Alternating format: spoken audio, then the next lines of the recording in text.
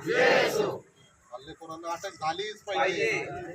हल्लेखोरांना अटक झालीच पाहिजे.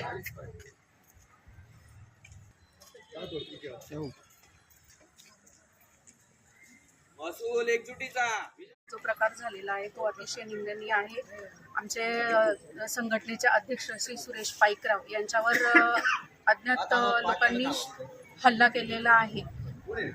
शासकीय कार्यालयात जाऊन डायरेक्ट कर्मचाऱ्यांना मारणं ही अत्यंत चुकीची बाब आहे आणि त्यांनी तेथील कॉम्प्युटर्स वगैरे देखील फोडून टाकलेले आहेत, म्हणजेच शासकीय मालमत्तेची हानी केलेली आहे. या प्रकरणाला जर आळा बसला नाही तर यापुढे या लोकांची अशीच हिंमत ही उत्तरोत्तर वाढत राहील आणि तलाठ्यांच्या मागेही जे लोक आहेत यांचाही ससेमिरा हा थांबत नाही. तर याच्यावर तात्काळ कार्यवाही झाली पाहिजे. मनसूर शेख माजी जिल्हाध्यक्ष.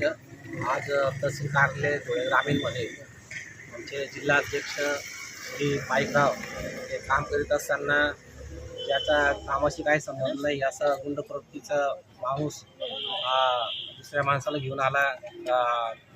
आमची फाईल कुठे काय याच्यावर आररावी केली व संगणक पाडून त्या आमच्या कर्मचाऱ्याला त्यांनी मारहाण केली.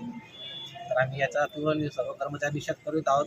फक्त निषेध करत नाही तर जोपर्यंत सरच्या माणसाला अटक होत नाही तोपर्यंत आम्ही पूर्ण जिल्हाभरात महसूल कर्मचारी संघटनेने बंद पुकारलेला आहे.